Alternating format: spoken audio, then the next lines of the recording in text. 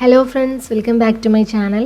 ഇന്ന് ഞാൻ വന്നിട്ടുള്ളത് ബീഫ് ഡ്രൈ ഫ്രൈഡ് റെസിപ്പിയുമായിട്ടാണ്. നമ്മുടെ നാടൻ കേരള സ്റ്റൈൽ ബീഫ് വരട്ടിയതിൻ്റെ റെസിപ്പിയാണിത്. വീഡിയോയിലേക്ക് പോകുന്നതിന് മുമ്പ് നിങ്ങൾ ഈ ചാനൽ ആദ്യമായിട്ടാണ് കാണുന്നതെങ്കിൽ സബ്സ്ക്രൈബ് ചെയ്യാൻ മറക്കരുത്. അപ്പോൾ നമുക്കിതെങ്ങനെയാണ് ഉണ്ടാക്കുന്നതെന്ന് നോക്കാം. ഇതിന് വേണ്ടിയിട്ട് ഞാനിവിടെ 500 ഗ്രാം ബീഫ് എടുത്തിട്ടുണ്ട്. അതിലേക്ക് 1/4 ടീസ്പൂൺ മഞ്ഞൾപ്പൊടി, 1/2 ടീസ്പൂൺ മുളക് പൊടി, പിന്നെ ആവശ്യത്തിനുള്ള ഉപ്പും കൂടി ചേർത്ത് കൊടുക്കാം. എന്നിട്ട് ഇതെല്ലാം കൂടി നന്നായിട്ടൊന്ന് മിക്സ് ചെയ്തെടുക്കണം. എല്ലില്ലാത്ത ബീഫാണ് ഞാനിവിടെ എടുത്തിരിക്കുന്നത്. ഇനി ഇത് വേവിച്ചെടുക്കാൻ ആവശ്യത്തിനുള്ള വെള്ളം ചേർത്ത് കൊടുക്കാം. ഏകദേശം 1/2 കപ്പ് വെള്ളമാണ് ഞാൻ ചേർത്ത് കൊടുത്തത്. വെള്ളം കൂടി ചേർത്ത് നന്നായിട്ടൊന്ന് മിക്സ് ചെയ്തെടുക്കാം. ഞാനിപ്പോൾ ഇത് മാരിനേറ്റ് ചെയ്തൊന്നും വെക്കുന്നില്ല. നേരത്തെ തന്നെ മാരിനേറ്റ് ചെയ്ത് വെച്ചിട്ട് വേവിച്ചെടുക്കുകയാണെങ്കിൽ കുറച്ചുകൂടെ നല്ലതാണ്. ഇനി നമുക്കിത് വേവിച്ചെടുക്കാം. ഞാനിപ്പോൾ ഇത് വേവിക്കുന്നത് പ്രഷർ കുക്കറിലാണ്. 3-4 വിസിൽ വരുന്നവരെ നമുക്കിതിനെ വേവിച്ചെടുക്കാം. ഇതിപ്പോൾ നന്നായിട്ട് വെന്ത് വന്നിട്ടുണ്ട്. അതിൽ വെള്ളം ഉണ്ടെങ്കിൽ നമുക്കൊന്ന് വറ്റിച്ചെടുക്കാവുന്നതാണ്. ഇനി ഒരു പാൻ ചൂടാക്കി അതിലേക്ക് 2-3 ടേബിൾ സ്പൂൺ വെളിച്ചെണ്ണ ചേർത്ത് കൊടുക്കാം. വെളിച്ചെണ്ണ ഒന്ന് ചൂടായി വരുമ്പോൾ ഇതിലേക്ക് കുറച്ച് തേങ്ങാക്കൊത്ത് ചേർത്ത് കൊടുക്കാം. ഞാനിവിടെ ഏകദേശം 1/4 കപ്പ് എടുത്തിട്ടുണ്ട്. നിങ്ങളുടെ ഇഷ്ടത്തിന് ചേർത്ത് കൊടുക്കാവുന്നതാണ്. ഇനി ഇതൊരു ഗോൾഡൻ കളർ ആവുന്നവരെ ഇതിനൊന്ന് ഫ്രൈ ചെയ്തെടുക്കണം. അപ്പോൾ ഇത് ഫ്രൈ ആയി വന്നിട്ടുണ്ട്. ഇനി ഇതിലേക്ക് 1 ടീസ്പൂൺ ഇഞ്ചി വെളുത്തുള്ളി പേസ്റ്റ് ചേർത്ത് കൊടുക്കാം. കുറച്ച് സമയം അതിനൊന്ന് വഴറ്റി കൊടുക്കണം. ഇനി ഇതിലേക്ക് ഞാൻ ചേർക്കുന്നത് ചെറിയുള്ളിയാണ്. ഒരു 1/2 കപ്പ് ചെറിയുള്ളി ഞാനിവിടെ അരിഞ്ഞെടുത്തിട്ടുണ്ട്. അത് നന്നായിട്ടൊന്ന് വഴറ്റിയെടുക്കണം. ചെറിയ ഉള്ളിക്ക് പകരം നിങ്ങൾക്ക് സവാള എടുക്കാവുന്നതാണ്. ചെറിയുള്ളിക്കാണ് കൂടുതൽ ടേസ്റ്റ്. ഇനി നമുക്കിതിലേക്ക് കുറച്ച് കറിവേപ്പിലയും പച്ചമുളകും ചേർത്ത് കൊടുക്കാം.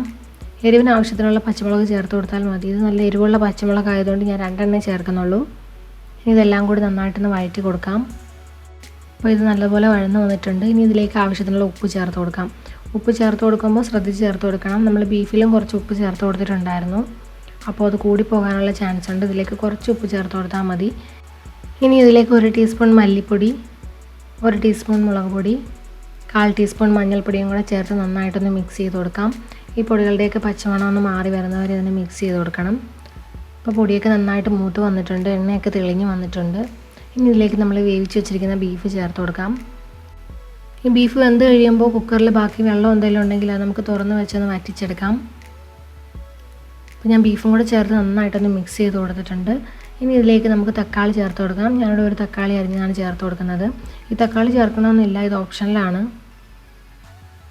തക്കാളി നല്ലപോലെ വെന്ത് വരുന്നവരെ ഒന്ന് വഴറ്റി കൊടുത്തിട്ടുണ്ട്. ഇനി നമുക്കിതിലേക്ക് 1 ടീസ്പൂൺ ഗരം മസാല പൊടിയും 1/2 ടീസ്പൂൺ കുരുമുളക് പൊടിയും കൂടി ചേർത്ത് കൊടുക്കാം. എന്നിട്ട് ഇത് രണ്ടും കൂടി നന്നായിട്ടൊന്ന് മിക്സ് ചെയ്ത് കൊടുക്കാം. ഇനി ഈ ബീഫ് ഒന്ന് നല്ല ബ്രൗൺ കളർ ആവുന്നവരെ ഇതിനൊന്ന് ഫ്രൈ ചെയ്തുകൊണ്ടിരിക്കണം. ഒരു 10 മിനിറ്റെങ്കിലും ഒരു മീഡിയം ഫ്ലെയിമിൽ ഇതുപോലെ ഒന്ന് ഡ്രൈ റോസ്റ്റ് ചെയ്തുകൊണ്ടിരിക്കുക. നല്ലതുപോലെ മൊരിഞ്ഞ് വരുന്നവരെ നമുക്കിതിന് ഫ്രൈ ചെയ്തെടുക്കണം. ഇപ്പോൾ നന്നായിട്ട് മൊരിഞ്ഞ് വന്നിട്ടുണ്ട്. ഇനി ഇതിലേക്ക് കുറച്ച് കറിവേപ്പിലയും കൂടി ഇട്ട് കൊടുക്കാം. അപ്പോൾ നമ്മുടെ ബീഫ് വരട്ടിയത് ഇവിടെ റെഡി ആയിട്ടുണ്ട്. ഇത് നമുക്ക് പൊറോട്ടയുടെ കൂടെയും നെയ്ച്ചോറിൻ്റെ കൂടെയൊക്കെ സെർവ് ചെയ്യാവുന്നതാണ്. അതുപോലെ കീറ്റോ ഡയറ്റും LCHF ഡയറ്റും ഒക്കെ ഫോളോ ചെയ്യുന്നവർക്ക് ഇത് കഴിക്കാവുന്നതാണ്. എല്ലാവർക്കും ഈ റെസിപ്പി ഇഷ്ടമായെന്ന് വിചാരിക്കുന്നു. വീഡിയോ ഇഷ്ടമായാൽ ലൈക്കും കമൻറ്റും ഷെയറും ചെയ്യുക. ചാനൽ ആദ്യമായിട്ടാണ് കാണുന്നതെങ്കിൽ സബ്സ്ക്രൈബ് ചെയ്യാനും മറക്കരുത്. പുതിയ റെസിപ്പിയുമായിട്ട് വീണ്ടും കാണാം. Thank you for watching. By.